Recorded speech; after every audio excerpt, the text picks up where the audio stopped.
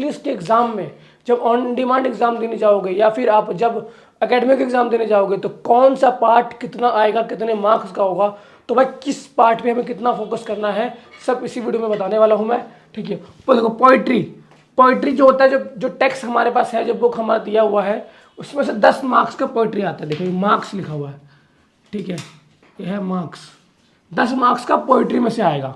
ठीक है, ये कंफर्म है। ये मैं NIOS के वेबसाइट, अपने मन से नहीं बता रहा हूं मैं, ये NIOS के वेबसाइट पे जाके है। अब मैं आपको PDF दे दूंगा, डेटा PDF का लिंक दे दूंगा आपको डिस्क्रिप्शन में, जाके आप PDF भी जाके देख सकते हो ऑनलाइन जाके। ठीक है, तो पोइट्री 10 मार्क्स का आता है। ठीक है, प्रोजेस जो है हमारे 15 मार्क्स के होंगे, और ये भी आपके पास जो बुक है उसमें से ही आएगा। ठीक है, अब हम देखो मेन हमारा फोकस क्या है। देखो जो आपके पास बुक्स में से है भाई वो तो आसानी से आप पढ़ लोगे। मेन क्या फोकस क्या होता है, जहां हमारे मार्क्स बढ़ते हैं, जहां हमारे मार्क्स आते हैं, जहां 75% प्लस मार्क्स हमारे आएंगे, मतलब अगर हमें 100 में से 80 नंबर 90 नंबर लाना है तो कैसे आएगा। देखो पोइट्री में से पढ़ना आसान है, बुक में से पढ़ना आसान है, मार्क्स आ जाएंगे रट लेंगे तो। लेकिन कौन सी ऐसी चीज़ है जो बिना रटे ही मार्क्स आ सकते हैं, जो कि आसान है, तो यही इसी की बात कर रहा हूं मैं। कंप्रेंशन एंड वोकैबुलरी जो इन चीज़ों के अंदर देखो 25 मार्क्स का है, मतलब भाई एक चौथाई पार्ट, मतलब 25% मार्क्स सिर्फ और सिर्फ वोकैबुलरी और कंप्रहेंशन में से आता है। तो क्या क्या आता है, ठीक है, तो इस पे फोकस आपको ज़्यादा करना है। सेकंड देखो मैं पूरा बताता हूँ। अगर आपको पोइट्री और प्रोसेस पे आप ध्यान मत दो, ठीक है, क्योंकि वो तो बुक का पार्ट है। आप कंप्रहेंशन और ग्रामर पे ध्यान दो। देखो कंप्रहेंशन है ये 25 मार्क्स का और ग्रामर हमारा 15 मार्क्स का, मतलब 40 मार्क्स। मतलब पास तो आप सिर्फ ये अगर आपने ये 2 चीज़ पढ़ लिए तो पास होना कंफर्म है। देखो आसान क्या क्या है, वोकैबुलरी कंप्रेशन है पूरा आसान है। ठीक है, अब देखो ग्रामर के अंदर क्या है, टेंस आसान होता है, सबको आता है। नहीं आता है आपके लिए स्पेशल वीडियो बना देंगे, बस थोड़ा आपको वेट करना पड़ेगा।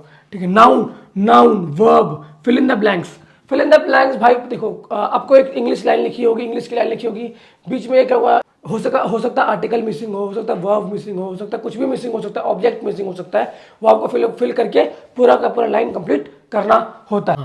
देखो active voice and passive voice, भाई बच्चों को बहुत ज़्यादा डाउट रहता है एक्टिव वॉइस और पैसिव वॉइस।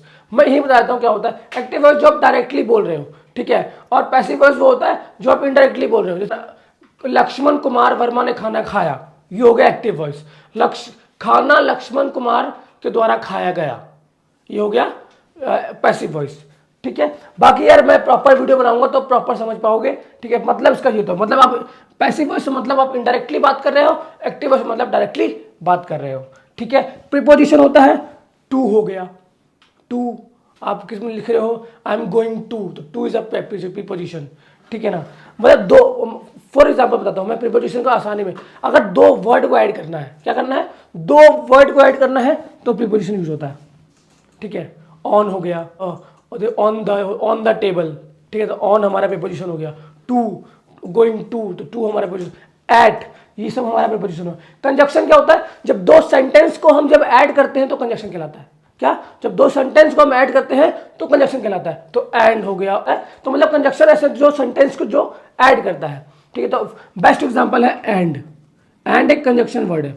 ठीक है, और प्रीपोजिशन हमारा टू होता है, तो फिल इन द ब्लैंक्स के अंदर आ जाता है। बात करेंगे राइटिंग स्किल और ESP लेसन के बारे में। देखो मैंने क्या बताया, उसमें 40 मार्क्स मिल रहे थे, अब 20 मार्क्स राइटिंग स्किल के, 40 प्लस 20 60 मार्क्स हो गए। मतलब अगर ये 3 पार्ट आप फोकस करते हो तो आपके 60 मार्क्स कंफर्म हो जाते हैं। और अगर आप तरीके से करते हो, हमारी वीडियो फॉलो करते हो, हमारे दिए हुए नोट्स को अगर आप ध्यान से पढ़ते हो तो 60 में से मैं कह रहा हूँ 50 मार्क्स कंफर्म है। और बाकी बुक्स में से आपने थोड़ा बहुत काम किया, पोइट्री पे ऊपर काम किया, ठीक है, पैसिव वॉइस पैसेज वगैरह सॉल्व किए, ठीक है, नोवेल्स वगैरह आप पढ़ के गए, तो वहाँ भी आप 20 मार्क्स ले सकते हो।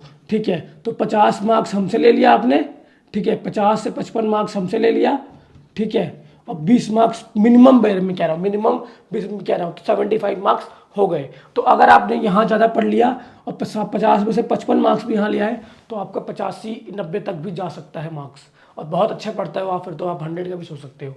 ठीक है, तो राइटिंग स्किल में देखो लेटर टू एडिटर मेनली आता है, लेटर टू एडिटर, कि आप एडिटर को लेटर लिख रहे हो regarding the problem in your area या फिर इन योर स्कूल या फिर एनीथिंग।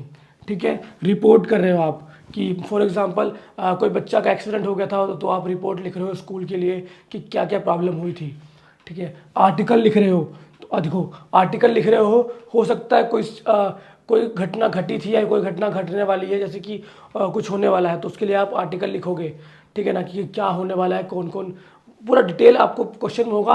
बस आपको 80 से 90 वर्ड के अंदर 100 मैक्सिमम 100 वर्ड के अंदर आर्टिकल लिखना होता है। आर्टिकल आपने देखा होगा कॉलम्स लिखने, कॉलम्स आते हैं मेनली। और आर्टिकल कहाँ लिखते हैं? आर्टिकल लिखते हैं कॉलम्स, जहाँ हमें न्यूज़पेपर होता है।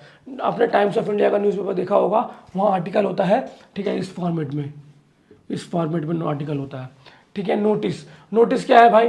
अगर कोई घटना घटने वाली है तो उसके पहले जो स्कूल में नोटिस बोर्ड पे जो नोटिस लगाया जाता है उसको नोटिस कहते हैं। फॉर एग्जांपल, जैसे कि अब फॉर एग्जांपल हम रेगुलर एग्जांपल ले लेते हैं कि किसी बंदे ने लोन ले रखा है, ठीक है, बैंक से, और उसने 2-3 EMI नहीं भरी, तो बैंक उसको नोटिस भेज देती है कि आप EMI भर दो। तो वो जो नोटिस है वो सेम नोटिस यही वाला है। ऐसे आपको हो सकता है आधा क्वेश्चन के अंदर आधा कहानी लिखा होगा कि एक मिस्ट्रेस है, एक कुत्ता पालती है, वो कहानी भी यही वाला शायद 11th या 12th में होगा कि एक मिस्ट्रेस है, कुत्ता पालती है, कुत्ता उसका बहुत ज़्यादा आलसी हो जाता है, तो उस कहानी को पूरा करो, ठीक है। तो आप कहानी को पूरा करोगे, आपके मार्क्स मिल जाएंगे, ठीक है। ऑफिस ऑर्डर, आपको कोई ऑफिस है, गवर्नमेंट ऑफिस है या फिर कोई प्राइवेट ऑफिस है, ठीक है, वो ऑनलाइन ऑर्डर कर रही है। फॉर एग्जांपल आपका स्कूल है, तो आपका स्कूल ऑर्डर कर रहा है कि भाई मुझे 100 बेंचेस चाहिए बच्चों के लिए, बेंच। तो वो किसी को ऑर्डर करेगा तो वो ऑर्डर का लेटर लिखना है, लेटर टू ऑर्डर आपकी। मेनली इंपॉर्टेंट क्या है बच्चों? इंपॉर्टेंट है लेटर एग्जाम में आता है, ठीक है। रिपोर्ट एग्जाम में कंफर्म आता है, ठीक है। आर्टिकल और रिपोर्ट में क्या होता है? और या लिखा होगा आर्टिकल लिखो या फिर रिपोर्ट में और लिखो। देखो नोटिस कंफर्म आता है, नोटिस अब 5 मार्क्स का आता है लेकिन आता जरूर है, ठीक है। ESP लेसन, ठीक है। आप हो सकता है ये वीडियो बड़ी बन जाएगी, लेकिन अगर ये वीडियो बड़ी बनी, लेकिन आप अगर ये वीडियो पूरी देखते हो तो मैं 200% गारंटी ले रहा हूँ बच्चों, आप यहाँ से कुछ ना कुछ सीख के जाओगे, अपने लाइफ में वैल्यू ऐड करके जाओगे। जब एग्जाम लिखने जाओगे तो आपको याद आएगा कि हाँ मैं ये वीडियो देख के आया था, इसलिए मुझे नॉलेज है कि नोटिस क्या होता है, रिपोर्ट क्या होता है, लेटर क्या होता है, ठीक है। लेसन, ESP लेसन के अंदर 15 मार्क्स के क्वेश्चन आते हैं। आप ट्राई करो कि नोवेल आप देखो इंग्लिश नोवेल आपका इंग्लिश में होगा तो आप हिंदी में एटलीस्ट समझ के जाओ, ठीक है। अगर आप हमारी वीडियो देख लोगे तो आपको पूरा का पूरा हिंदी सार मिल जाएगा। अगर आपको कहानी पता है तो कहानी आप इंग्लिश में जाके कन्वर्ट करके लिख दो। में हो सकता है आपकी इंग्लिश थोड़ी कमजोर हो, लेकिन इन्विजिलेटर जो आपका क्वेश्चन चेक कर रहा होगा उसको समझ में आ गया तो आपको मार्क्स दे देगा, जो कि आप यहाँ पे 80 मार्क्स, जिसको देखकर आप 80 मार्क्स आसानी से ला सकते हो अगर आप एवरेज में पढ़ते हो। मैं बात कर रहा हूँ एवरेज बच्चा, जो एवरेज बच्चा है वो भी जो मैंने आपको बताया अगर उस तरीके से पढ़ ले, ठीक है, जो मेन टॉपिक है, मेन चीज़ें हैं वो पढ़ ले तो 80 मार्क्स ला सकता है। और एक्स्ट्रा ऑर्डिनरी बच्चा है तो 95 ला सकता है, 100 तक भी आया जा सकता है। और 100 लाना, 95 लाना बहुत ही रॉकेट साइंस नहीं है, बहुत आसान है। बस तरीके से पढ़ो, फोकस्ड रहो, ठीक है, और ये चीज़ें फॉलो करो, ठीक है। और इसी वीडियो में भाई बताएंगे आपको कि डिफिकल्टी लेवल क्या होता है। 100 मार्क्स का हमारा एग्जाम आता है पूरा इंग्लिश का पूरा 100 मार्क्स का आपका एग्जाम होगा। तो डिफिकल्ट क्वेश्चंस जो होंगे वो 30 मार्क्स का होगा, ठीक है। अगर हम अभी डिफिकल्ट्स को हटा के बात करते हैं तो 35 मार्क्स हमारा एवरेज और 35 मार्क्स हमारा बहुत ईजी। और ईजी में क्या होगा? पैसेज हमारा ईजी में आता है। पैसेज में हमारा लगभग 20 नंबर का तो पैसेज आ जाता है। और बाकी 15 मार्क्स का हमारा आपका ESP क्वेश्चन आ जाएंगे, नोबल्स के ऊपर क्वेश्चन आ जाएंगे। तो देखो 35 मार्क्स आपका ईजी हो गया और 35 मार्क्स आपका एवरेज हो गया। एवरेज में आर्टिकल, रिपोर्ट, ठीक है, वोकैबुलरी, ये सब हमारे हो गए एवरेज में। तो 35 और प्लस 35 क्योंकि 70 मार्क्स, तो 70 मार्क्स तो आपके हो गए कन्फर्म। 70 मार्क्स में अगर आप 60 भी स्कोर करते हो ना, जो कि लाना बहुत ज़्यादा आसान है, ठीक है। और डिफिकल्ट में भाई हो सकता है हम बेयर मिनिमम लेके चलते हैं। क्या लेके चलते हैं? बेयर मिनिमम हम लेके चलते हैं 10 मार्क्स आएगा भाई हमारा यहाँ पे। तो डिफिकल्ट है, बहुत ज़्यादा डिफिकल्ट है हमारा, तो यहाँ 10 मार्क्स ही आने वाला है। तो यहाँ आपने लाया 60, यहाँ आप लेके आए 60, यहाँ आएगा 10, टोटल हो गया 70, ठीक है।